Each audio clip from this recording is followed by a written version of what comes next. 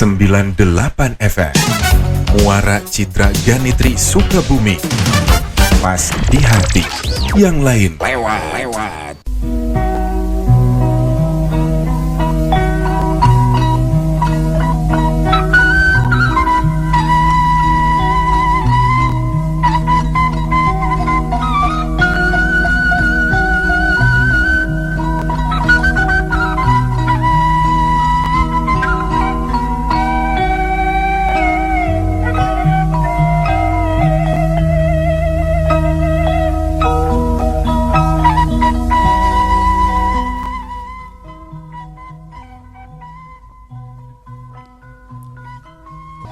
Para wargi, sakumaha hanca dina ieu carita anu kamari katunda.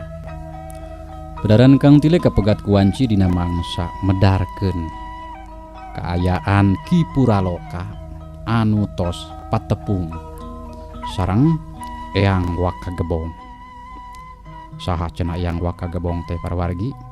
Insyaallah kapayuna bakal kaguarnya saha-saha nama. Oke, perjogi kauninga ieu carita si Rancung Mustika Pangalih Waktu teh hasil karya atanapi karangan Kang Asep Gun anu linggih di Majalaya. Kitu tah wargi. Sumaga ameh teu nyangkolong kana waktos urang lajengkeun ieu caritana. Dina judulning carita Mustika Pangalih Waktu si Rancung.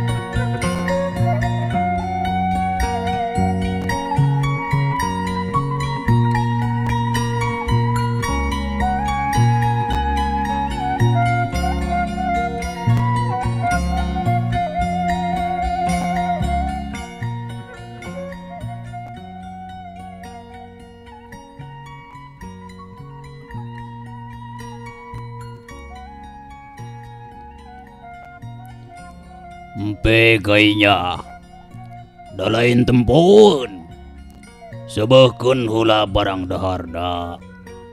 Engke mun geus sebeuh beuteung karek cacarita ka kieu.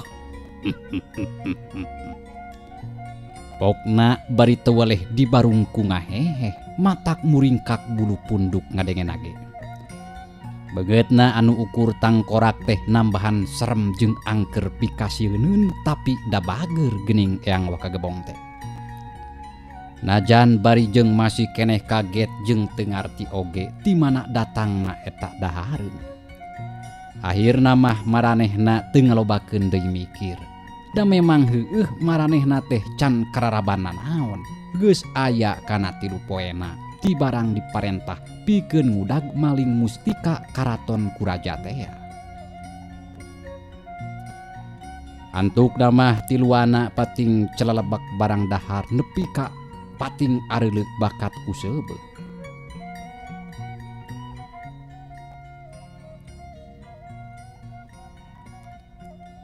Tah ayeuna mah geus sareupeung meureun nya. Nuhun, hatur nuhun pisan Aki Hanupis. Kula sabatur-batur ngadon ngarerepot we ka Aki. Ceuk Ki Puraloka nganuhunkeun. Sok rek nyarita naon tadi teh. Aki rek ngadengekeun. Keun bae ta pameh engke deui we da panjang keneh waktu mah.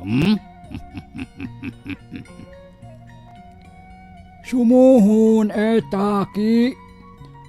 Pan tadi Aki ge tos terang ngeunaan kula sabatur-batur pangna los-los ka dieu. Ai.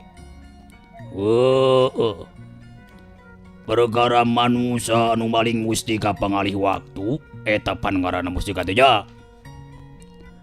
Nya sumuhun Ki. Ki Puraloka angger keneh nyaritana masih gemper ku nempok banget na eta jelema anu aya di hareupeunana.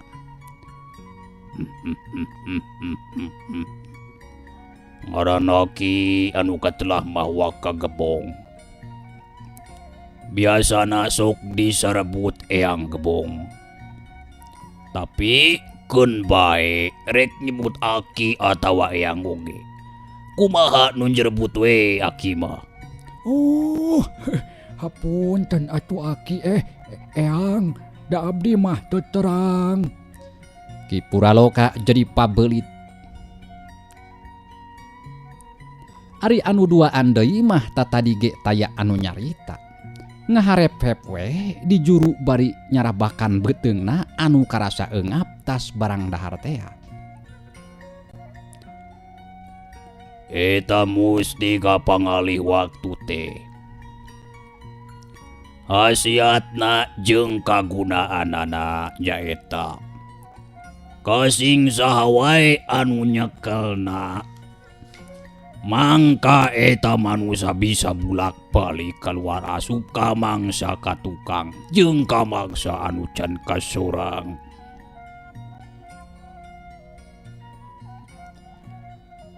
Eta mustika dipalingna ku dedengkot garong anu aya di ieu leuweung anu ngaranna Ki Tambak Dama. Tapi ayeuna manehna geus palastra ku Prabu Mindasana anu keur nyalin rupa jadi sakadang pegu. Jadi eta mustika teh ayeuna geus aya dina leungeun Prabu Mindasana, raja ti karajaan Baladaka kiduleun ieu leuweung. Yang Wakagebong ngajelaskeun sakumaha penempok batina. Kasugri para wargi, sanggeus meunang katerangan kitu teh Eyang Gebong. Akhirna Ki Puraloka jeung baladna anu duaan aramitan rek mulang ka nagarana, rek laporan ngeunaan mustika karajaan anu ngaranna Mustika Pangalih Waktu. Karajana anu katelah Prabu Mandasoka, raja ti karajaan Batu Garut. Memang ari sabenerna mah eta mustika teh teuing ti mana mimitina jeung ti mana deui asalna. Da lamun seug disuksur ku asal muasalna mah Prabu Mandasoka ge moal apaleun. Caritana mah nalika Prabu Mandasoka keur moro ka hiji leuweung, manehna meunang sakadang uncal anu gede jeung tandukna ranggaekna leuwih ti uncal biasa. Pasarek dipencit tina sungut eta uncal kaluar hiji barang anu huru ngempur. Anu tayaliannya eta mustika pangalih waktu tea. Demi anu ngabejaan ngaran eta mustika kamanehna, basa Prabu Mandasoka ngalakukeun semedi, manehna meunang wangsit.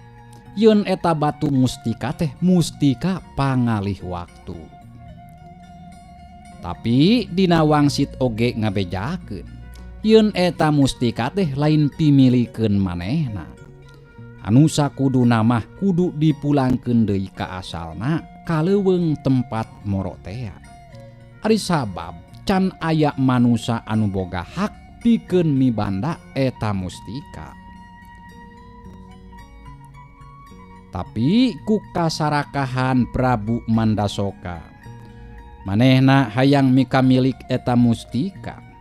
Nya anu akhirna ku manehna dijieun jimat karajaan pikeun ngawujudkeun sagala kahayang jeung kaahengan atanapi kahayang manehna.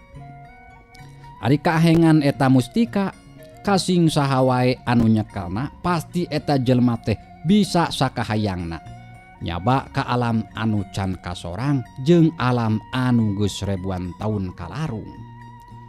Jaba ti kitu oge eta jelema anu nyekel mustika bisa nganyahoankeun naon-naon anu bakal kajadian. Pasti ari ku kitu nama pan geus bisa nganjang ka alam anu can kasorang tadi teh. Jeung jaba ti kitu oge manehna jadi sakti mandraguna, taya hiji kakuatan di jagat ieu anu bisa nandingan ka manehna anu mibanda mustika teh kitu dina ieu carita. Wargi beja ngeunaan mustika pangalih waktu eta geus nerekab ka mana-mana. Anu balukarna loba jelema anu teu weleh ngadodoho hayang ngarebut kana eta mustika. Tapi secara terang-terangan mah taya anu waranieun. Sabab kabeh oge eueuh nu manggap mulia ngayonan kasaktian Prabu Mandasoka ku alatan nyangking eta mustika. Tah, kulantaran kitu kitambak dama saurang dedengkot garong manehna nekad maling eta mustika. Nepi ka akhirna manehna palastra bobor karahayuan ku Prabu Mindasana anu waktu harita keur salin rupa jadi sakadang bagong raksasa. Saha ari Prabu Mindasana jeung naon hubunganana jeung si Rancung? Saha oge ari yang wakagebong naon hubunganana jeung si Rancung? Engke di bagian anu kahareup pasti bakal kacaritakeun.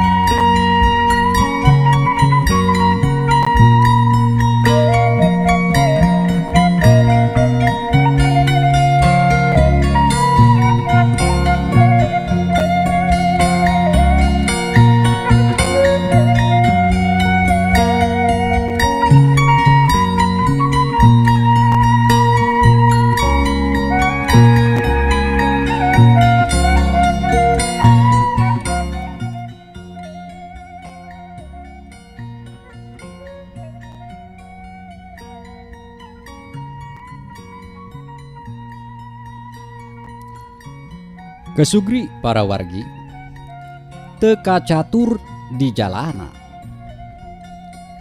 Harita Ki Puraloka jeung baturna nuduaan geus narepi ka nagara Batu Garut. Langsung wae dumeheus ka Prabu Mandasoka ngalaporkeun naon-naon anu geus dibejakeun ku Eyang Wakagebong teh. Kitu san. Numutkeun aki gebong nu aya di guha tadi mah. Kumaha dampal Gusti we ayeuna mah jisim abdi siap ngalaksanakeun parentah. Ki Puraloka mungkas caritaanana beri teu poho nyembah. Sajongjonan mah Prabu Mandasoka teh ngahulang. Beungeutna anu miuni bang barongan teh katara euceuy beureum lir beusi atah beuleum. Tandani ngemu amarah anu lain heureuyaneun. Kurang ajar tah pemengok si tambak nama. Mun seug can modar mah pasti ku aing diwajetkeun nepi ka modar tah si setan neraka. Pokna bari jeung tetenjrak. Anu tiluan jerempe teu wani neuteub kana beungeut rajana anu keur murka kitu. Si Patih Marmot hideung senak ka dieu kitu. Lin hees wae wayah kieu teh hudangkeun ku si lain sarja. Ujung sumangga kaula nyuwun Gusti Prabu. Cedok eta anu ngaran si sarja teh nyembah terus undur-unduran. Sanggeus aya di luar karaton manehna leumpang rurusuhan. Rek ngajugjug ka keraton Kapatihan. Rek ngabejaan ka Patih Marmot hideung sakumaha parentah ti Prabu Mandasoka. Sanggeus Ki Patih Marmot hideung geus aya di hareupeun Prabu Mandasoka. Sabadana ngahaturkeun sembah pok Ki Patih nyarita. Ujug sumangga Gusti, jisim abdi pun patih ngantos titah ti pangresa Gusti. Pokna bari cedok deui nyembah. Ditarima sembah pangabakti anjeun Patih. Nges ngadenge meureun tipong gawa ngeunaan pusaka nagara anu leungit teh. Prabu Mandasoka rada leuleuy nyaritana teh ayeuna mah teu bari popolotot jiga tadi ka Ki Puraloka jeung baturna. Sumuhun parantos tadi ti Ki Jungkring. Pangpuntenna we jisim abdi rada telat ka dieuna sieun. Ceuk Ki Marmot hideung sanduk-sanduk karajana. Hot. Kajen teu nanaon. Anu penting mah anjeun ayeuna geus ka dieu. Kula rek nugaskeun ka anjeun bahwa sacukupna wadya balad pikeun maluruh hiji jalma anu geus ngarebut mutiara kerajaan. Ceuk anu ngaranna Eyang Gebong eta teh saurang raja ti kerajaan Baladaka anu katelah Prabu Mindasana. Nya manusia eta pisan anu ayeuna nyekel eta mustika. Reg Prabu Mandasoka eureun heula nyaritana jiga anu keur mikir. Ujug sumangga Gusti Prabu. Ayeuna pisan jisim abdi pasti bade ngajorag ka eta kerajaan. Bade ngarebut deui eta mustika sakti kitu sen. Ki Patih meuni sumanget naker nyaritana teh. Tapi eta Prabu Mindasana ayeuna keur aya di hiji leuweung. Wujudna keur malih rupa jadi begu jadi-jadian. Jadi anjeun teu kudu lunta ka nagarana. Paluruh we sakadang begu nu aya di eta leuweung. Duh, kumaha nya? Da seueur pastina ge ari begu mah Gusti. Kumaha carana ngabentenkeun eta begu mamalihan sareng begu anu biasa? Ki Patih marmot hideung rada bingung manehna teh ari kudu newak begu jajadian kitu mah. Cirina eta begu gedena leuwih ti begu biasa. Bulu di sakujur awakna oge hideung tur panjang. Kitu nurutkeun panempo ilmu batin kula mah. Oh, mohon. Atuh nuhun atuh. Gampil pastina ge da moal aya begu anu jiga kitu mah. Hartosna mung eta hiji-hijina nya.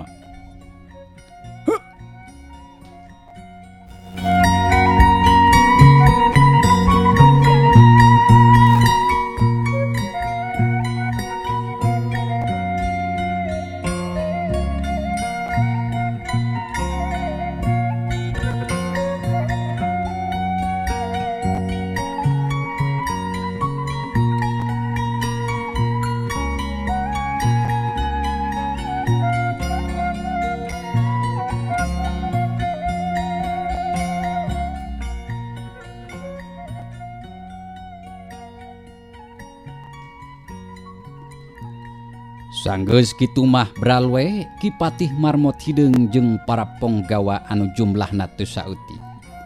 Harita keneh ge undur ti karaton rek maluruh begu jajadiana Prabu Mindasana. Kasugri para wargi, tunda caritaan Ki Patih marmot hideung. Ayeuna urang caritakeun deui ka si Rancung.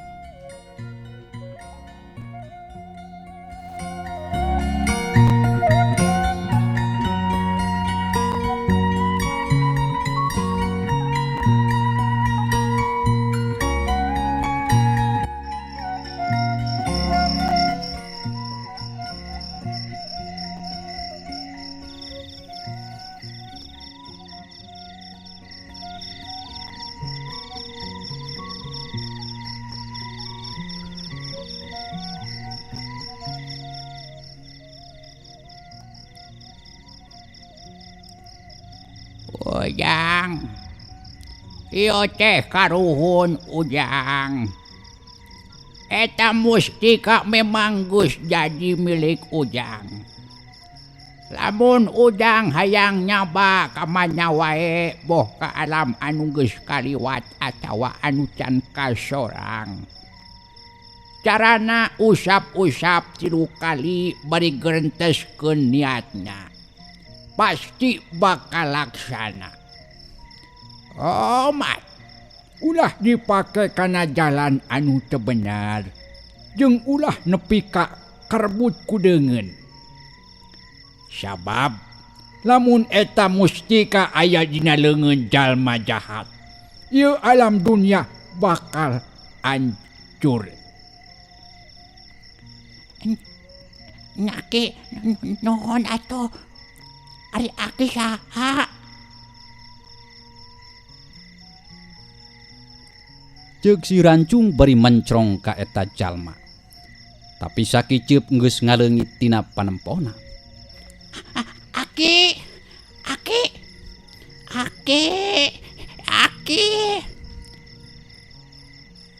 Naon Sujang? Hei, aya naon? Aki saha aki teh? Mangsarta ngaguyah-guyah awak si Rancung anu gogorowokan bari keur sare manehna teh. Aduh, ngempe geuning wing teh. Ceuk si Rancung bari ngagurinjal hudang. Matakna ari rek sare teh hug babacaan heula. Geus, geura sare deui. Peuting kaneh ieu teh. Ceuk bapana bari ngaleos deui asup ka enggona. Si Rancung jadi ngahuleng. Manehna inget wae kana impian tadi. Saha tadi aki-aki anu aya dina impian teh? Ngomong-ngomong ngeunaan mustika. Mustika naonnya? Si Rancung halisna kerung mikiran omongan aki-aki anu datang kana impiana. Tapi ras manehna inget kana batu anu pamanggih tea. Tuluy ku manehna dicokot tina handapeun anggelna, terus diilik-ilik bangun anu hayang apal kana eta batu anu sabenerna. Oh, iyo maron anu disebut mustika ku si aki tadi teh. Oh, hayang naho. Aing arek nyoba ka alam anu baheula anu geus ratusan taun. Rame meureun. Nyaah rek dicobaan. Kituna teh bari ngusap eta mustika. Sanggeus cacap katilu kalina ngusap eta batu, reup dienggon teh jadi poe. Tapi teu lila kituna teh, jubray we caang. Tapi geus lain di jero enggon deui si Rancung teh. Manehna keur aya di hiji palataran anu pinuh ku jujukutan jarangkung. Di sabudereunana katempo pating jeleg-jeg tatangkalan anu gelede jeung laluhurna akar. Waduh, aya di mana wing teh nya? Mun ceison kieu, awa jelema sapotong-potong acan geuning. Si Rancung ngomong sorangan.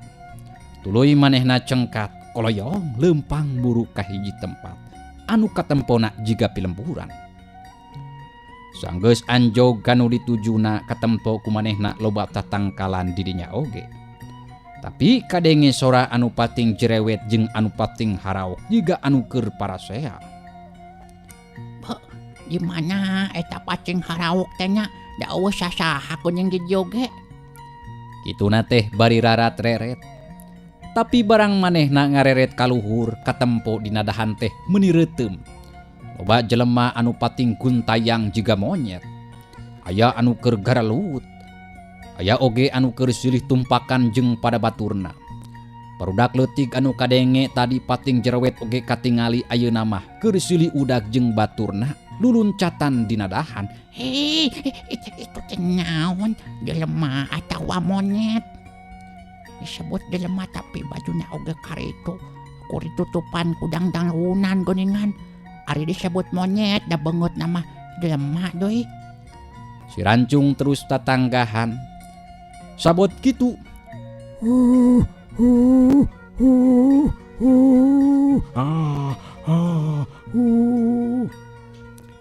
Hei, sia urang manyaha.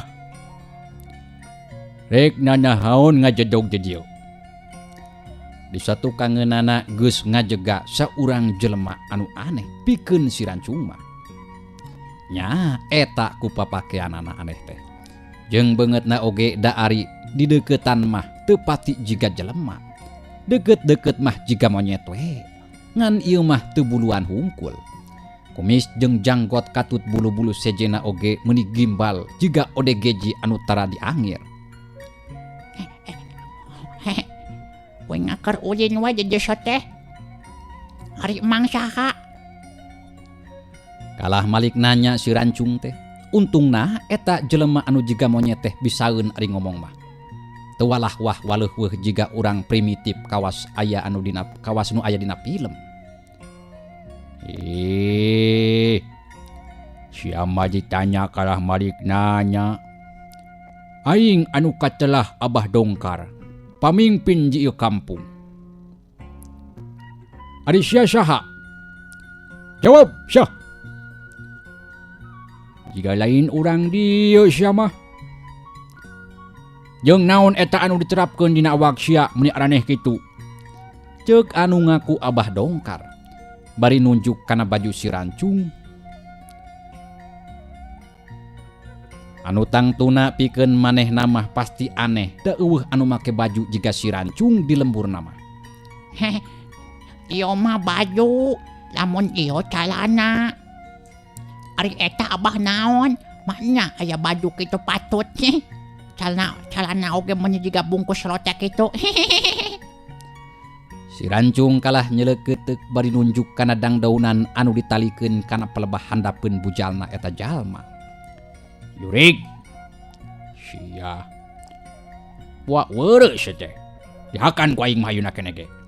Pokna bari nyokot batu sagede hulu bunding. Tuluy ditinggangkeun kana sirah si Rancung. Brak! Eta batu anu rek ditinggangkeun kana sirah si Rancung teh kalah ancur amburasut jadi lepuk. Sedangkeun ari sirah namah teu cecel teu bocel. Si Rancung kalah nyengir bari ngusapan sirahna. Manehna ge teu ngarti naha sirahna teh teu ngarasa nyeri.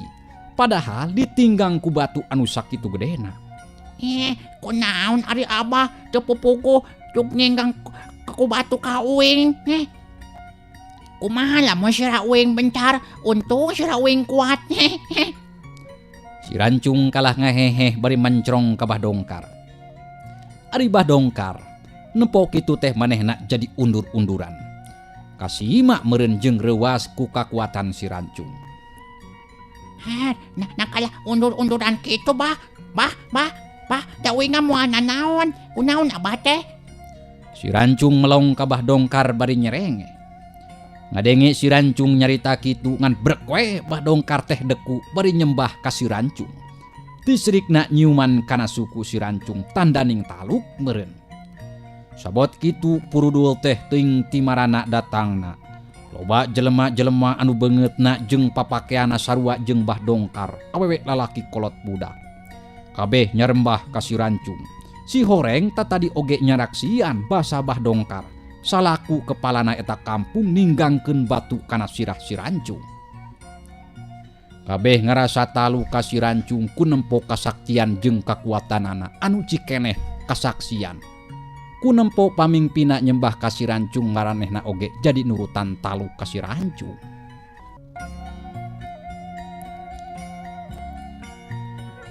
Abah jeung sakabeh pangosi ieu kampung rek ulun ku maula ka anjeun. Naon wae parentah ti anjeun pasti ku Abah jeung sararea bakal dilaksanakeun kitu ujang. Ceuk Bah Dongkar negrakeun ikrarna ka si Rancung. Ari si Rancung mah kalah rarat reret we ka sakabeh nu aya di dinya. Manehna ngarasa aneh ku kaayaan jeung jelema-jelema anu aya di sakurilingna. Ari ieu teh lemburan naon? Jeung ari ieu taun sabaraha menjiga dina dongeng primitif geuning. Si Rancung tumanya ka Bah Dongkar. Ujang, ieu kampung ngaranna Kampung Bagaroka. Ari ngaran karajaanna nyaeta Karajaan Gilingan. Anu jadi rajana Prabu Giling Saka. Ari taunna mah mun teu salah mah ayeuna teh taun 8. Tah kitu Ujang. Ari Ujang orang mana atuh sabenerna?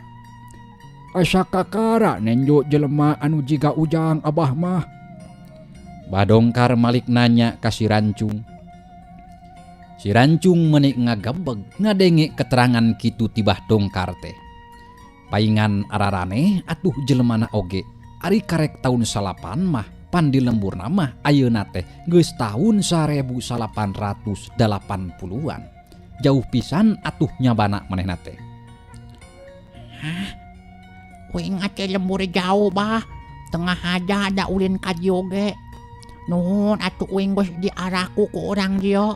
Uing hayang nginum ieu teh sugan aya anu boga cite. Mentang nginum Bah. Ceuk si Rancung manehna memang asa tuhureun ti korohona teh. Hayu atuh urang ka imah Abah. Ayah hakanon mah tadi geus meulem surili. Lumayan hayu gerak. Ceuk bah dongkar kitu na teh bari terekel naik kana tangkal anu panggedena. Ari si Rancung jadi kerung. Ongkoh ngajak ka imah tapi kalah nerekel kana tatangkalan. Jeung asa muriding we basa tadi ngadenge belum surili. Kumaha rasana nya ari belum surili teh. Barang si Rancung tangah bener wae. Paingan atuh dadina dahan tatangkalan teh loba sasaungan. Jiga paranggong paragi tunggu pare. Malah katempo loba jelema cara tadi pating guntayang di luhur. Tak meureun anu disebut imah kubah dongkar teh. Untungna manehna oge pinter ari kana tataekan mah. Atungan trekel we manehna naik nyampeurkeun ka imahna Abah Dongkar. Anu katingalina panggedena jeung pangalusna eta anu disebut imah teh. Sanggeus aya di luhureun tangkal terus si Rancung asup ka imah Abah Dongkar. Lumayan ngeunaheun di jero mah. Nyelegon jeung tiis karasana teh. Di juru beh kulon katempo aya hiji barang anu ngajugrug jiga goong. Tapi da lain ieu mah. Panasaran manehna nanyakeun. Ari itu naon bah? Oh, eta ngaranna radio. Keur ngadengekeun dongeng ti radio Ganitri Sukabumi ari pasosore unggal-unggal saban poe Senen jeung tika Kamis. Tapi teu disada eta teh Jang. Teuing naonna, teuing batuna meureun geus meje da geus heubeul teu kabeuli nu anyar. Eta ge geus haben we di poe angger we teu disada. Kitu ta Jang. Tah Jang rek nginum heula mah. Ceuk Bah Dongkar ngasongkeun cai kana wadah anu aneh katingalina ku si Rancung mah. Ilaharna lamun paragi nginum teh pansok kana cangkir atawa gelas.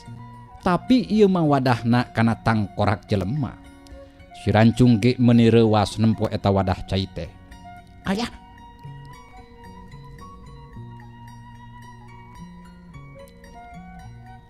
Ari ieu teh naon bah? Guneng jiga tangkorak jelema. Tanya si Rancung mencrong ka Bah Dongkar. Tangkorak si Goroda geus pae 100 tahun ka tukang. Sok we inum.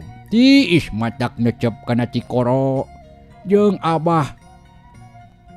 Nya, sok gantian jeung Abah. Abah Dongkar lempeng we nembalna teh da geus biasa meureun zaman harita mah. Si Rancung jadi ngabiri gidig barorah hayang nginum. Ngadenge keterangan kitu ti Bah Dongkar mah. Kalah jadi ngurei asa jarjieun rek nginum nage. Mung bah, golo wadahna kana tangkorak mah. Si Rancung nyaritana terus terang ka Bah Dongkar. Untungna pribumi teh ngarti ok deui nyarita. Teu bisa meureun nya ujang mah. Kela atuh urang yu kana golang. Kituna teh bari jeleng Abah Dongkar ngagajeleng ka handap. Teu lila geus terekel deui ka luhur bari mawa cai kana golang. Anu disebut golang teh nyaeta wadah anu dijieuna tina tatangkalan. Jiga bekong we meureun kitu para wargi. Ari wadahna nu kitu mah si Rancung teu ngangkekeun deui ngan leguk we nginum nepi ka teurap bakat ku ngarasa seubeuh. Da gede golang teh leuwih ti gayung biasa. Sanggeus nginum tuluy Bah Dongkar ngasongkeun dahareuna. Jiga bakakak hayam sareretan mah. Tapi adu sabenerna mah eta teh beuleum surili. Katempo sungutna meuni calawak keneh huntuna ranggeteng. Tah. Kop hakan kainya Sujang. Menang tadi newak eta teh. Ngeunah geura pek tah. Cenah bari belewek manehna miheulaan ngahuapkeun hulu eta beuleum surili. Meuni cacamuilana keur katempona teh jiga anu mirasa pisan. Si Rancung mah saeutik ge teu kabita. boro-boro hayang nuang ngurai we nempona oge. Moal bah uing ah. Coboki daging nu kitu mah sieun nyeri beuteung. Pokna bari melong kabah dongkar anu keur caplek rahem. Ngagogotan belum surili. Ya hayang naon atuh ujang teh. Sok we ngomong ku abah dipangalakeun. Ceuk bah dongkar neuteup ka si Rancung. Si Rancung kakara manehna inget kana kaahengan anu aya dina dirina. Nyaeta manehna bisa nyiptakeun anu aya dina grentes hatena. Harita keneh ge manehna ngagrentes hayang aya sangu jeung deungeuna anu lengkep di hareupeuna. Kalawan teu kungsi memenitan di hareupeuna geus ngabayak sangu saboboko gede ditambah ku deungeuna. Ti mimiti daging goreng hayam, lauk mah sambel jeung lalab-lalabna jeung rea-rea deui. Tah anu kieu kabaki uing abah. Sok bisi abah hayang ngasaan mah da loba. Ceuk si Rancung kituna teh bari kedewek manehna nyiuk sangu kana piringna nu geus aya di dinya. Tuluy we ngalimed dahar. Padahal kajadian jiga kitu teh si Rancung oge karek harita.